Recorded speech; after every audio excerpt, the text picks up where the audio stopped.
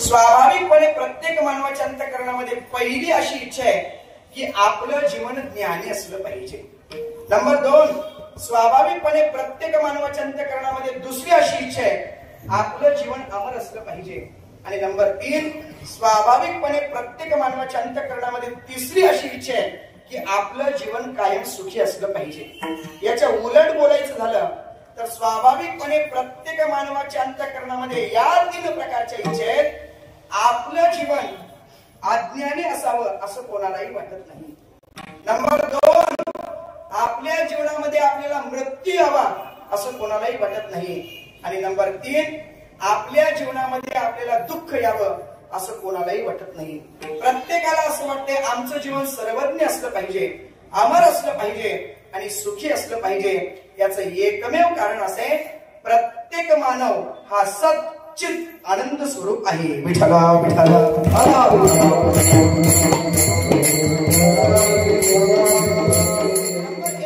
स्वाभाविकपणे प्रत्येक मानवाच्या अंतःकरणामध्ये ही पहिली अशी इच्छा आहे आपलं जीवन ज्ञानी असलं पाहिजे, सर्वज्ञ असलं पाहिजे. आता याच्यामध्ये सुद्धा 3 प्रकारचा वर्ग आहे.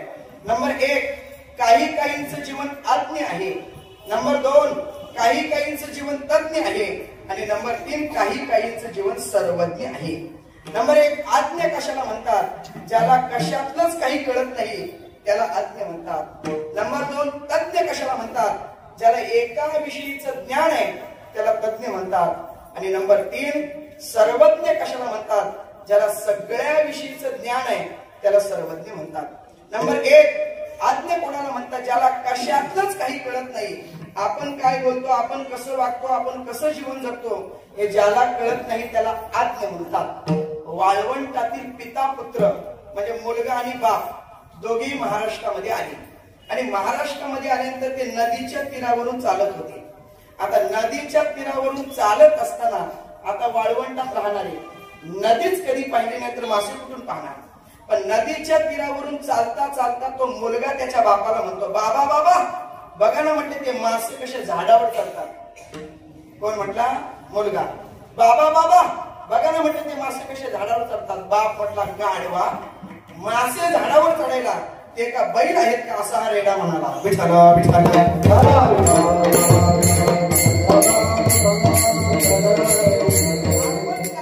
आपण काय करतो हे ज्याला कळत नाही त्याला अज्ञ म्हणतात.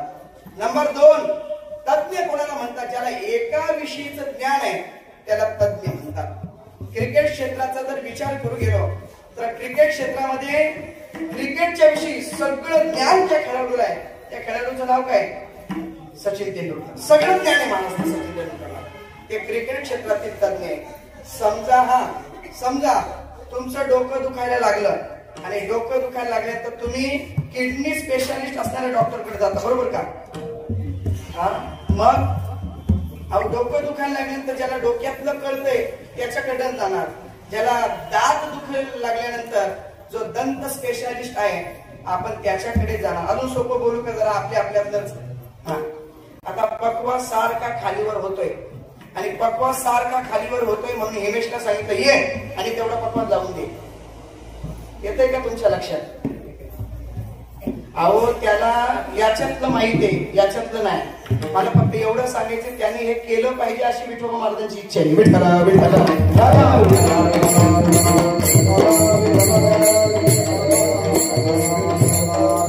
ज्याला एका विषयीचं ज्ञान आहे त्याला तज्ञ म्हणतात. आणि सर्वज्ञ कोणाला म्हणतात? ज्याला सगळ्या विषयीचं ज्ञान आहे त्याला सर्वज्ञ म्हणतात. असे जगामध्ये किती जण आहेत? तर फक्त 2 जण. नंबर 1 संत आणि नंबर 2 भगवंत.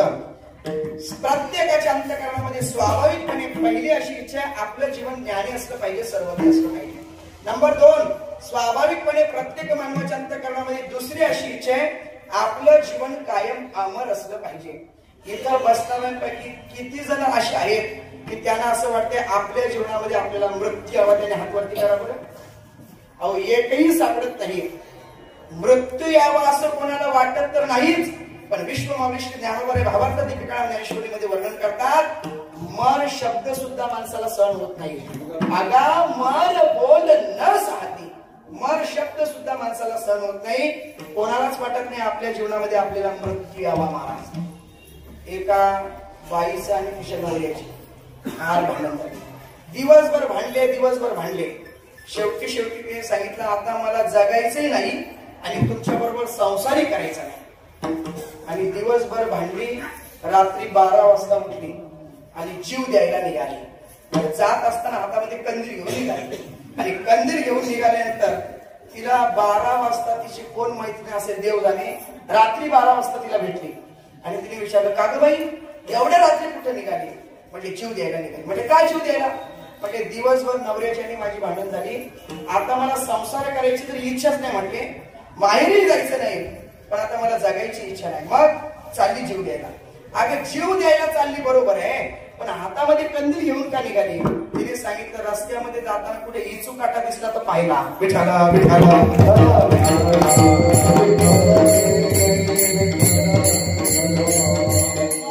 असं कोणालाही वाटत नाही. आणि नंबर 3, स्वाभाविकपणे प्रत्येक मानवाच्या अंतःकरणामध्ये तिसरी अशी इच्छा आहे की आपलं जीवन सुखी असलं पाहिजे. प्रत्येकाला वाटते आपलं जीवन सुखी असलं पाहिजे. मग महाराज प्रयत्न करतो सुखासाठी, धडपड करतो सुखासाठी, सर्व सुखाची आशा जन्म गेला, क्षण एक मुक्ती यत्न नाही केला. अहो सुखाची आशा करता करता करता आमचं आयुष्य निघून जातं, पण पदरात काय आमच्या सुख मिळत नाही. सुख पाहता जवा पाडे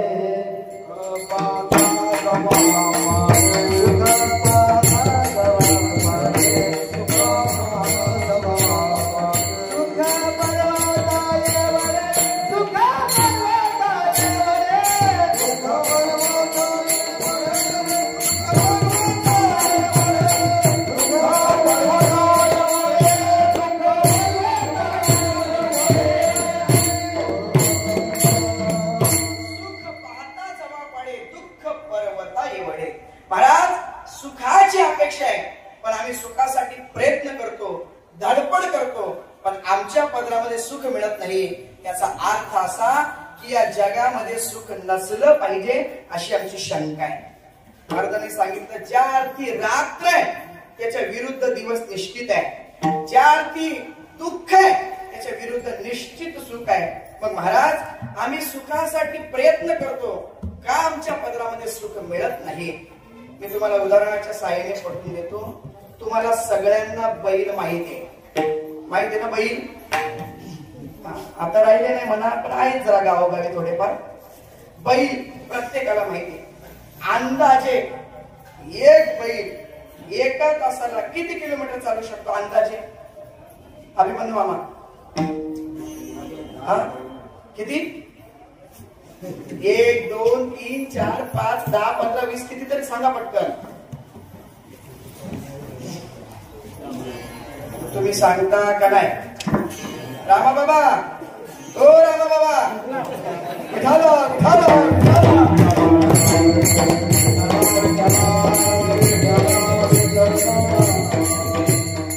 एक बैल अंदाजे किती किलोमीटर चालू शकतो? 5 किलोमीटर. 5 किलोमीटर चालू शकतो. एक बैल अंदाजे 5 किलोमीटर एका तासाला चालू शकतो. तुम्हाला सगळ्यांना घाण्याचा बैल माहिती आहे. तो घाण्याचा बैल सकाळी 10 वाजता झोपला जातो, संध्याकाळी 5 वाजेपर्यंत. सकाळी 10 वाजल्यापासून संध्याकाळी 5 वाजेपर्यंत किती तास झाले? 7 तास झाले. बरोबर आहे. आता एक बैल जर एका तासाला 5 किलोमीटर चालतो तर तोच बैल 7 तासाला किती किलोमीटर चालेल? 7 5 35. तुमचं उत्तर अगदी बरोबर आहे, काही शंका नाही याच्यामध्ये. एक बैल जर एका तासाला 5 किलोमीटर चालतो तर तोच बैल 7 तासाला 35 किलोमीटर चालणार. पण मी एक वाक्य म्हटलं होतं, तो घाण्याचा बैल आहे. अहो तो घाण्याचा बैल तिथल्या तिथं फिरतो, तिथल्या तिथं फिरतो. 7 तास चालत नाही का? चालतो. 35 किलोमीटर चालत नाही का? चालतो. पण तो 35 किलोमीटर गाठत नाही. याचं कारण असं आहे, तो तिथल्या तिथं फिरतो, तिथल्या तिथं फिरतो, तिथल्या तिथं फिरतो. आणि तुम्हाला असं वाटतं का हे मी तुम्हाला बैलाचं सांगतो म्हणून? म्हणा म्हणा.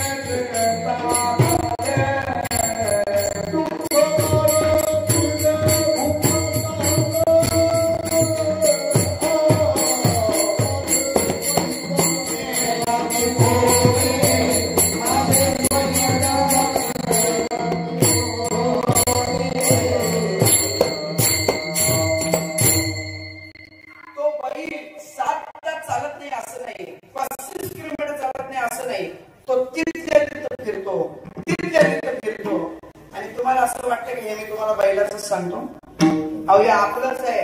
आपण संसाराच्या भोवती फक्त तिथल्या तिथं फिरतो, तिथल्या तिथं फिरतो, तिथल्या तिथं फिरतो, म्हणून तर पदरात सुख येत नाही ना.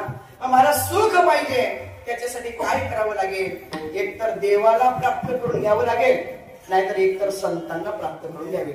देवाला जर प्राप्त करून घेतलं, आपला तो एक देव करून घ्यावा, देणे विना जीवा सुख नव्हे. देवाच्या विषयी एवढं प्रमाण पुष्कळ झालं, आपल्याला लगेच संतांकडे वळायचंय. मग महाराज आम्हाला सुख पाहिजे, सुख कुठं मिळेल सांगा ना. तेच चोखोबार आहे. सेवेला घेतलेल्या अभंगाच्या पहिल्या चरणात सांगतात, सुखानुपमे संतांच्या चरणी,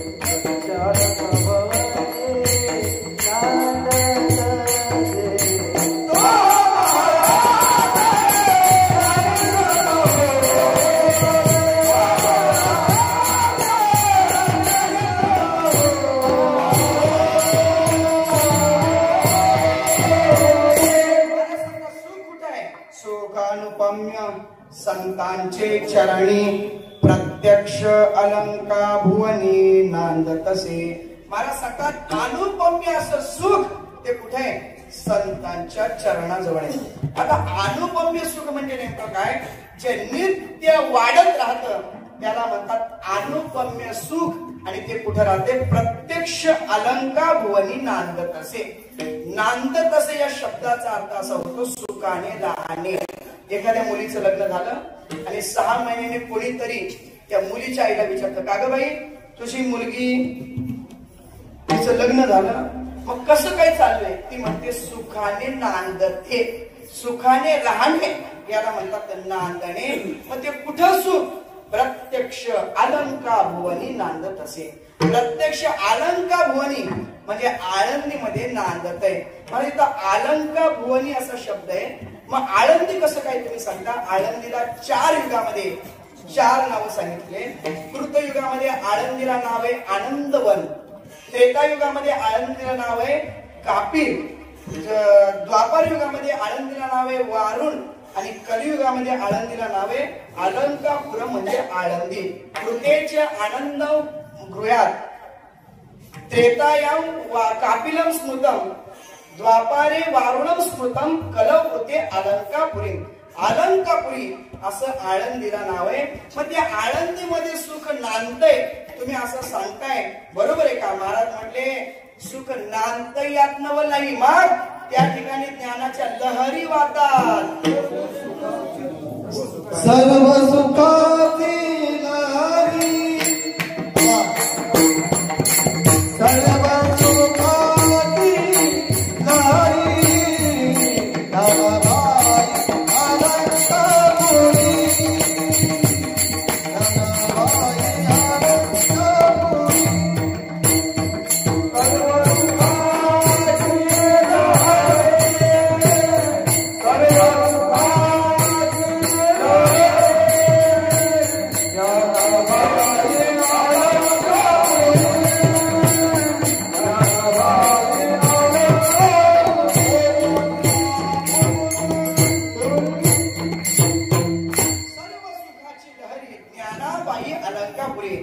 सुखाच्या लहरी वाहतात तिथं महाराज. हो हो सुखाच्या लहरी महाराज. भगवंताला पंढरपुरामध्ये करमत नाही आणि म्हणून भगवान परमात्मा नामदेवरायांना विचारतात, नामदेवराया अहो विश्रांती पाहिजे. कुठं? नामदेव महाराज म्हणतात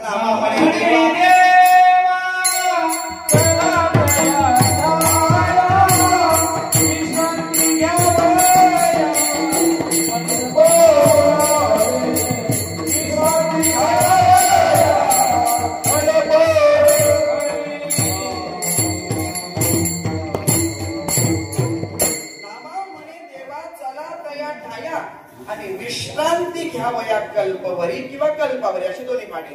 ज्याला विश्रांती पाहिजे, हा जगाचा मालक आहे आणि जगाच्या मालकाला विश्रांती पाहिजे. नामदेव महाराज सांगतात चला माझ्या बरोबर. कुठं? आळंदीला. ज्याला कुठंच करमत नाही त्याने वृंदावनला जावं असं सांगतात.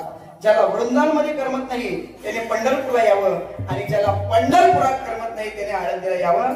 जरा येऊन बघा कशी झोप लागते. विठाला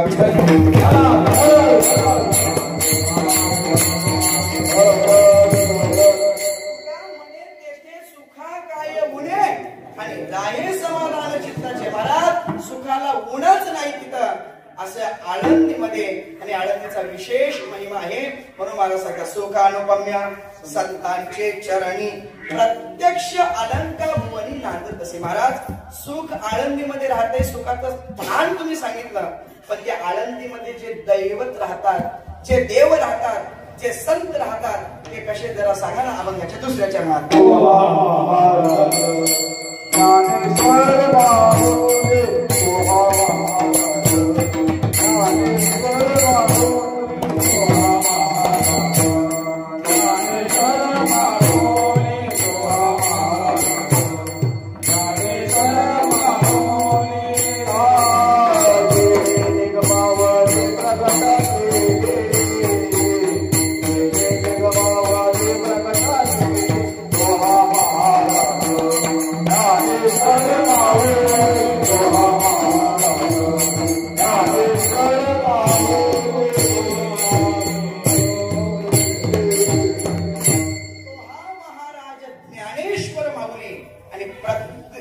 जेने निगम वल्ली प्रगट केली.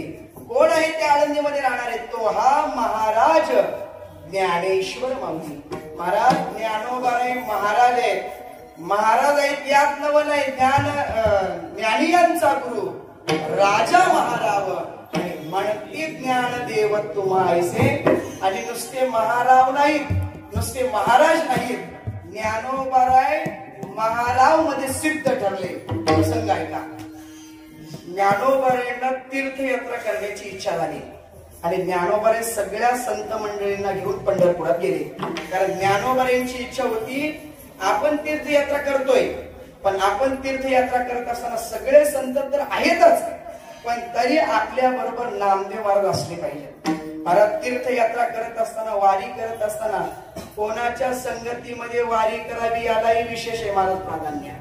आपण कोणाच्याही संगतीत तंबाखू खाणारे, पिढ्या ओढणारे, पुढ्या काय वारीत कमीत कमी 11 दिवस तरी याचा त्याग करा. विठाला विठाला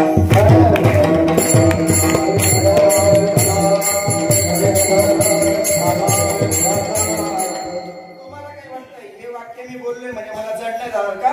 कीर्तन होऊ द्या फक्त. विठाला विठाला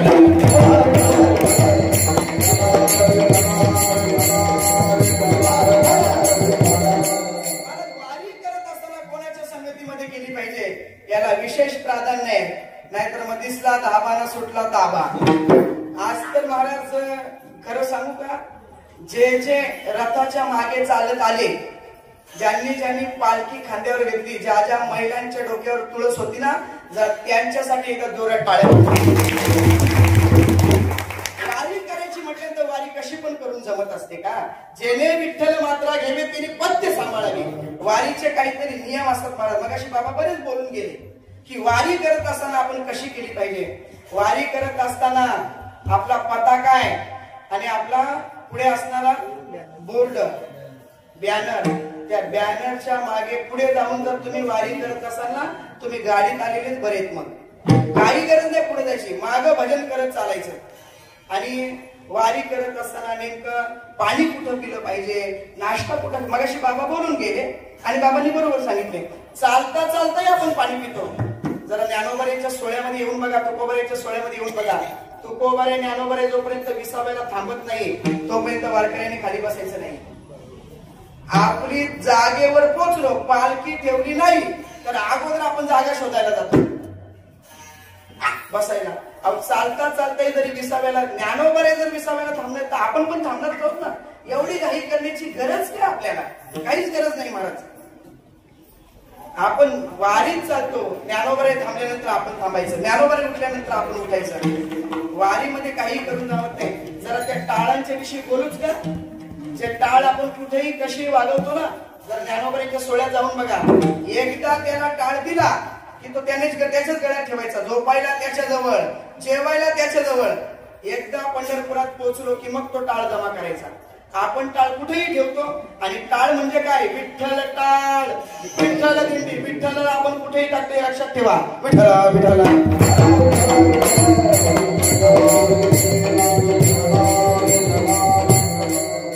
महाराज पहिल्या दिवशी सांगायचं ना, अजून 3 दिवस बाकी आहे, विठ्ठल विठ्ठल.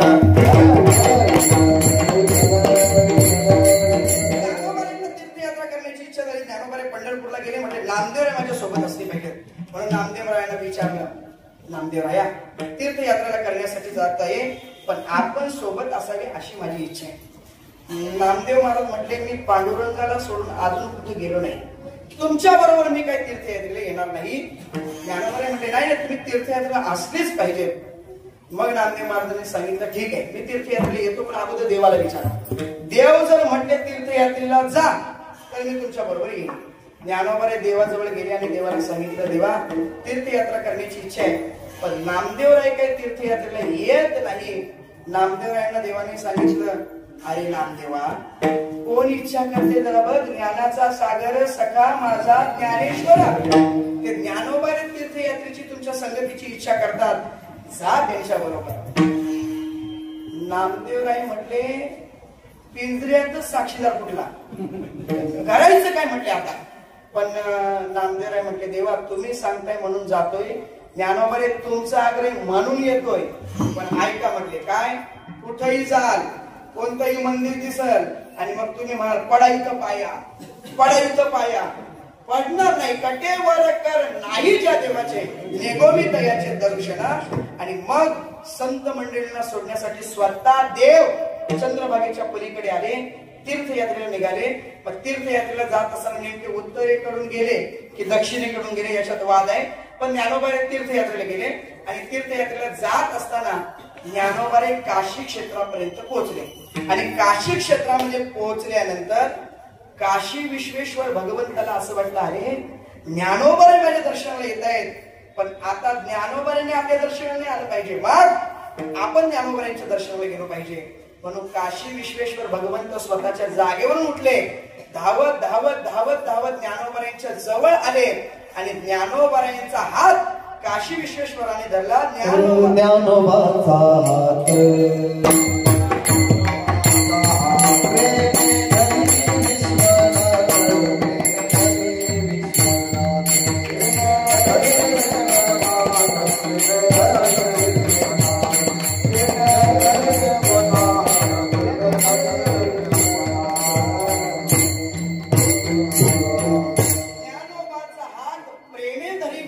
विश्वेश्वर भगवंत काशीचे देव त्यांनी ज्ञानोबाऱ्यांचा हात धरला आणि ज्ञानोबाऱ्यांचा हात धरल्यानंतर ऐसे बोलत चालत दोघे आले गंगेत, गंगेच्या जवळ आले. ज्ञानोबारे गंगेमध्ये गेले, सगळ्या संत मंडळींची स्नान संध्या झाली. पण गंगेमध्ये गेल्यानंतर गंगा माईने ज्ञानोबाऱ्यांचे पाय धरून ठेवले आणि पाय धरून ठेवल्यानंतर सोडायला तयार नाही. नामदेवराय म्हणतात, अहो सोडा सोडा, नामा म्हणे सोडा बाई, ज्ञान देव सर्व ठाई, सर्व ठाई ज्ञानोबाई सोडा तुम्ही. आणि मग गंगामाईने ज्ञानोबाईंचे पाय सोडले, स्नान संध्या झाली, कपडे सगळे घातले, सगळं काही उत्तम प्रकारे नित्यनेम झाला. आणि मग ज्ञानोबाईंनी विचार केला की आता आपण काशीची नगर प्रदक्षिणा करू. आणि ज्ञानोबाई काशीची नगर प्रदक्षिणा करायला सर्व संत मंडळींच्या सोबत तयार झाली. रामकृष्ण रामकृष्ण हरी भजन गात गात गात गात ती मंडळी प्रदक्षिणाला लागली. त्याच काळामध्ये काशीमध्ये मुद्गलाचार्य राहत होते आणि त्यांनी मोठ्या यज्ञाचा आरंभ केला होता. यज्ञ यथासांग पूर्ण झालं होतं आणि यज्ञाला शेवटी आहुती द्यायची असते. म्हणून देशोधडीचे राजे, पंडित, विद्वान सगळे काही बोलवले होते की कोणाच्या तरी हातून आपण आता या यज्ञाला आहुती देऊ. पण तिथं गेल्यानंतर यज्ञ यथासांग पूर्ण झाला आणि आता मुद्गलाचार्य आपल्यालाच मान देतील, आपल्यालाच मान देतील, आपल्यालाच मान देतील, आपल्यालाच मान देतील असं देशोधडीचे राजे, पंडित, विद्वान असताना त्यांना असं वाटलं. कोणालाही वाटते महाराज मला मान मिळावा, मला मान मिळावा. मानासाठी माणूस काय करेल त्याचा भरोसा नाही महाराज. पण त्या विद्वान असणाऱ्या पंडित, देशोधडीचे राजे, श्रीमंत सगळे त्यांना असं वाटतं आता मुद्गलाचार्य मला मान देतील, मुद्गलाचार्य मला मान देतील, मुद्गलाचार्य मला मान देतील, मुद्गलाचार्य मला मान देतील. पण सगळ्यांचा वाद चालवला. हा म्हणतो मला द्या मान, तो म्हणतो मला द्या. मुद्गलाचार्यांनी सांगितलं सगळ्यांनी शांत बसा. आता कोणाला मान द्यावं हे मला कळत नाही, कारण तुम्ही सगळे तिथं महानच आहेत. मग शास्त्राचा आधार घेतला. काय शास्त्राचा आधार? मुद्गलाचार्यांनी सांगितलं बघा नियम असा आहे, जर मान कोणाला द्यावा हे जर समजलं नाही तर पूर्वीपासूनची शास्त्रानुसार प्रथा आहे, हत्तीणीला बोलून घ्यायचं, तिच्या सोडणीमध्ये एक माळ ठेवायची, ती हत्तीण ज्याच्या गळ्यामध्ये माळ घालेल त्याला आहुती देण्याचा मान. म्हणजे हरकत नाही. हत्तीणीला बोलून घेतलं, तिच्या सोंडेमध्ये माळ ठेवली आणि ती हत्ती निघाली. आता निघाल्यानंतर एक एक एक एक एक एक सुरुवात केली. एकाला सोडलं की दुसऱ्याला वाटायचं आता माझ्या तरी गाडीत, दुसऱ्याला सोडलं की तिसऱ्याला वाटायचं माझ्या गाडीत वेळात मान, तिसऱ्याला सोडलं की चौथ्याला वाटायचं. आणि बरेच झाल्यानंतर यांना वाटलं आता कोणाच्याच घरात नाही, म्हणून एकाने त्या माळेतच डोकं घातलं. डोकं घातल्यानंतर हत्तीने ती माळ परत काढून घेतली आणि ज्ञानोबरांची दिंडी निघाली. रामकृष्ण हरी, रामकृष्ण हरी ते भजन ऐकलं. ती धावत पळत गेली आणि ज्ञानोबरांच्या गळ्यामध्ये ती माळ घातली. ज्ञानोबरांच्या गळ्यामध्ये माळ घेतली, पण हत्ती कुठे पळत गेलेले म्हणून सगळे बघायला आले. पाहिलं तर ज्ञानोबरांच्या गळ्यात माळ घातली. मुद्गलाचार्यांनी ज्ञानोबरांच्या हाताला धरलं, आत यज्ञाच्या ठिकाणी आणलं, आसनावर बसवलं आणि पाद्य पूजा करायला सुरुवात करणार. एवढ्या सगळ्यांनी सांगितलं ओ थांबा. म्हटले काय तुम्हाला माहित आहे का तुम्ही ज्यांची पूजा करताय, ज्यांच्या हातून आहुती देणार आहेत ते कोण आहेत? म्हणजे कोण? संन्याशाची पोरं आहेत. तिथपर्यंत ज्ञानोबरांचा अपप्रचार पोहोचलाच होता. त्यावेळेस मुद्गलाचार्यांनी सांगितलं की संन्याशाची पोरं आहेत का काय ते मला माहिती नाही, पण नियम काय ठरला होता? हत्तीन ज्याच्या गळ्यात माळ घाले त्याला मान. म्हणजे असं कसं जमणार? पलटी खाल्ली महाराज त्यांनी. बरेच जण पलटी खातात अशी विठ्ठला विठ्ठला.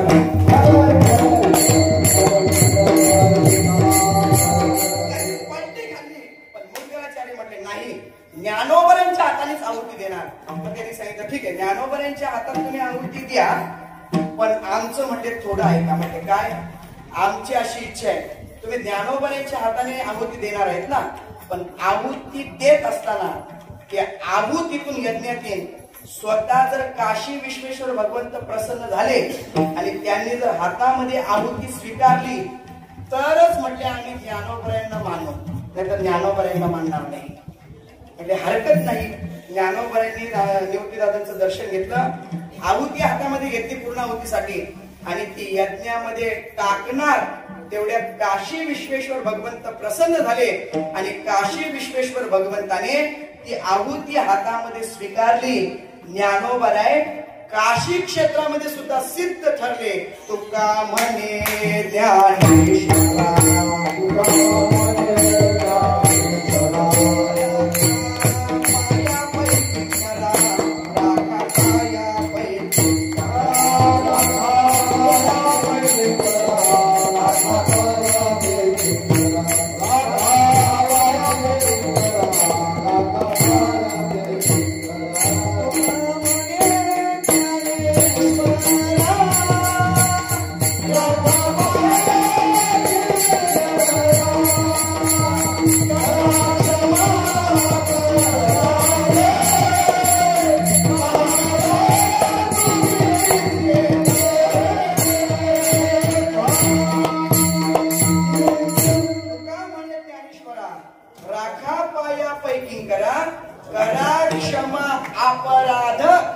महाराज तुम्ही सिद्ध. ज्ञानोबराय सिद्ध आहेत.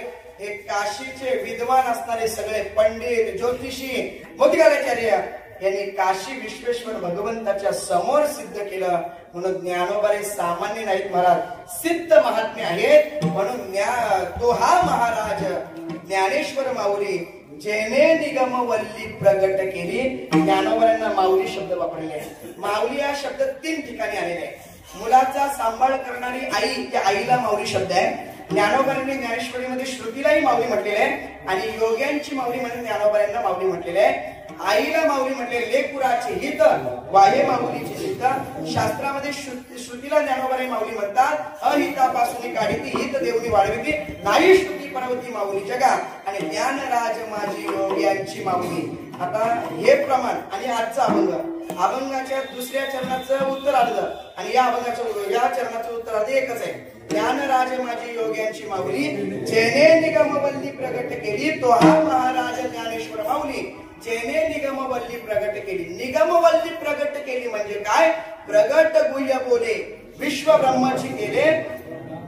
पुढचं काय? रामा जनार्दनी चरणी मस्तक ठेवले आरती ज्ञान राजा. महाराज ज्ञानोबांनी हे सगळं गुह्य ज्ञान प्रगट केलं. म्हणून तो हा महाराज ज्ञानेश्वर माऊली जेने निगमवल्ली प्रगट केली. विठोबा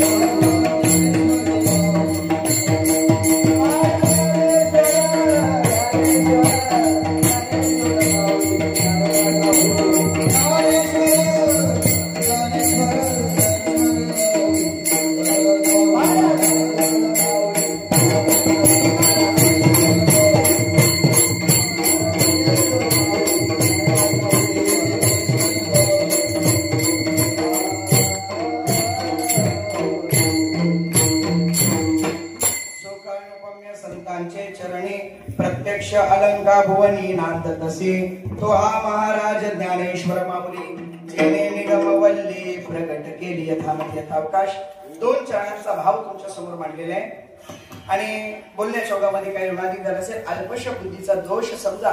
या अभंगामधून चोखोबार आहे सुखाचं ठिकाण, ज्ञानोबाईंचं महत्व आणि ज्ञानोबाईंचं अलौकिक असं कार्य तुमच्या आमच्या समोर विषद करतात.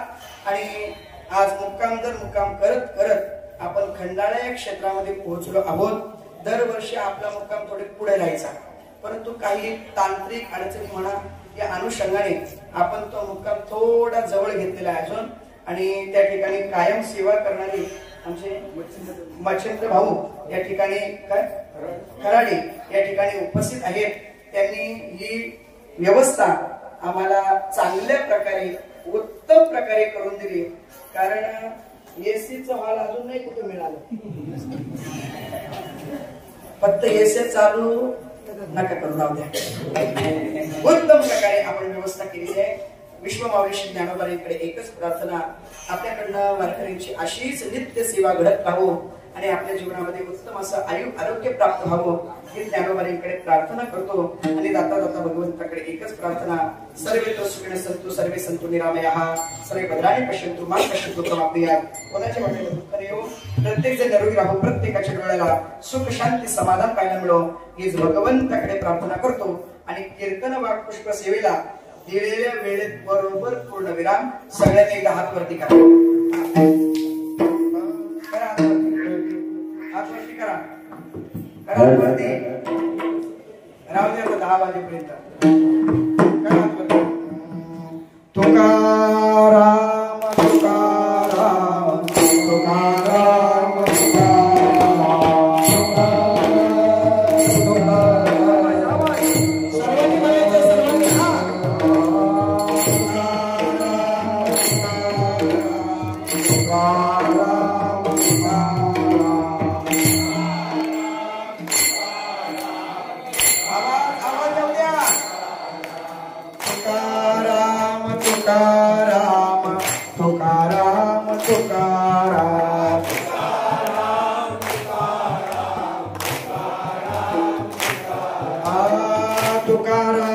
तुकाराम तुकाराम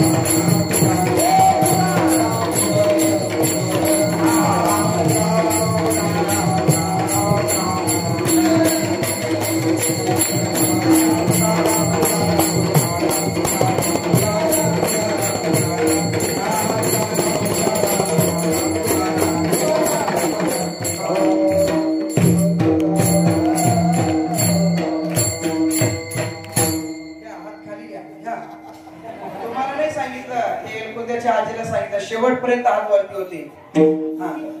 आणि आज आपल्या पालखी सोहळ्याचे अध्यक्ष असणारे हरिभक्त परायण जनार्दनजी बाबा पाटील, त्याचप्रमाणे पालखी सोहळ्याचे प्रमुख असणारे हरिभक्त परायण लक्ष्मण बाबा पाटील आणि संपूर्ण कमिटी सर्व वारकऱ्यांच्या अनुषंगाने ही सेवा मला प्राप्त झाली.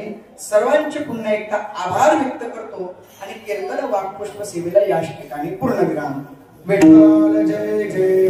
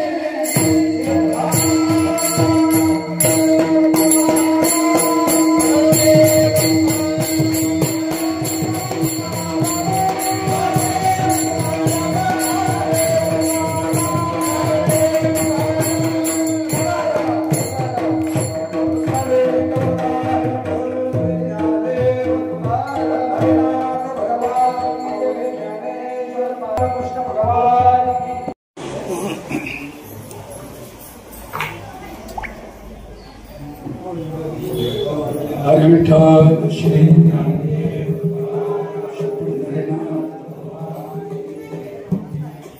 आणि विशेष म्हणजे साहेब आपल्याला दरवर्षी या ठिकाणी वैद्यकीय सेवा उपलब्ध करून देतात. त्यांचे पुनश्च या ठिकाणी आभार. म्हणून असंच सहकार्य आम्हाला राहू दे. कारण आज जर जागा मिळाली नसती तर आमची फार मोठी पंचायत झाली असती. परंतु साहेबांचं नेतृत्व आणि त्यांचं कर्तृत्व असल्यामुळे कोणीही त्यांना नाही म्हणत नाही. आणि म्हणून या हॉटेलचे व्यवस्थापक आदरणीय श्री अमितजी पांडे त्यांच्या याच्याने या ठिकाणी ही जागा आपल्याला उपलब्ध झाले. तेव्हा मी प्रथम या ठिकाणी खराडे साहेबांचा सत्कार करू. त्यांना शाल आणि श्रीफळ देऊन त्यांचा सन्मान करण्यात या जितेंद्र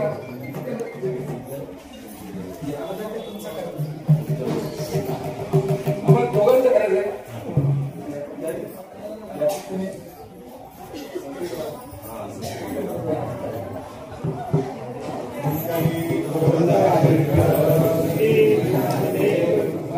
आम्ही उद्या राहणारी माणसं नाही, आम्ही बसणार.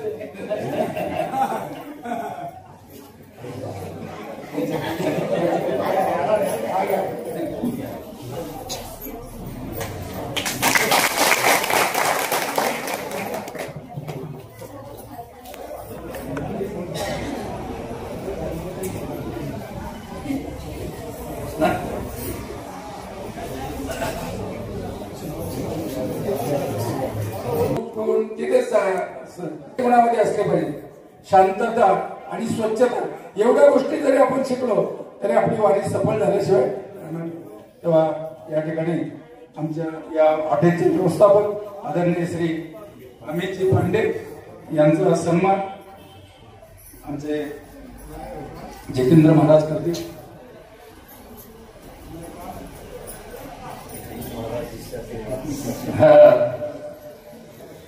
आणि त्यांची इच्छा होती की कार्यक्रम आतमध्ये चालवते, बाहेर नाही.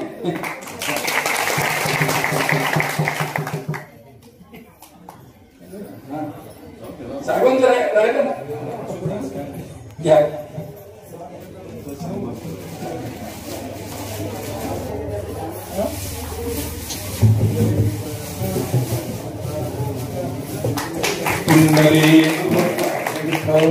श्री ज्ञानदेव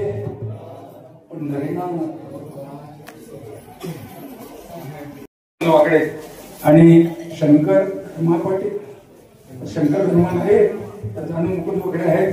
आणि फार मोठं योगदान आपल्या संप्रदायाला त्यांचं आहे. मला वाटतं लाखाच्या पुढे देणगी आपल्या या संस्थेला त्यांनी दिलेली असेल. आणि एक रूम पण त्यांनी घेतलेली आहे. त्याचप्रमाणे पंढरपूरला देखील 2 लाख रुपयाची देणगी त्यांनी आता दिलेली आहे. 3 लाखाचं पाटील.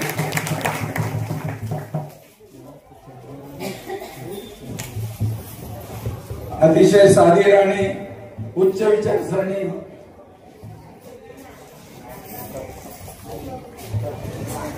आणि आजचे अन्नदाते आहेत श्री संतोष माधव काकडे, आमनेपाडा ग्रामपंचायत सरपंच, माजी सरपंच आलेले आहेत का?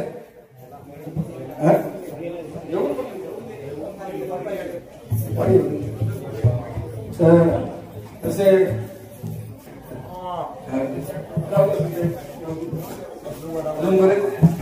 आपल्या या वारीमध्ये चालत असताना अनेक मंडळी आपल्याला काय काय खायलो म्हणून प्रश्न पडतो. पोटाला विचारावं लागतं का टाकू का नको. म्हणजे जरा पुढे गेले की लगेच काही ना काही आहे. तर आपल्यामध्ये चालणार आहे. हरिभक्तीपरायण आदरणीय केशव जोशी खांडवळ ही जे पालखीची सजावट आहे ती त्यांनीच केलेली आहे. आणि रोज विनामूल्य सेवा त्यांची. आळंदीमध्ये गेल्यानंतर पण कमांड म्हणजे आपल्या दरवाजाला चांगल्या प्रकारे तोरण बांधलं जातं, हे त्यांचंच काम आहे. त्याचप्रमाणे आहेत का एकदमच आपण सत्कार करतो. त्याचप्रमाणे 70 किलो पपई आणले होते त्यांनी सुंदर अशा प्रकारे. त्याचप्रमाणे स्वप्नील मधुकर पाटील आमने यांनी आता सांगायला मला नको होता कारण मग धोका निर्माण होतो. म्हणजे 4.25 लाखाची मूर्ती त्यांनी दिलेली आहे. 4.25 चांदीची मूर्ती.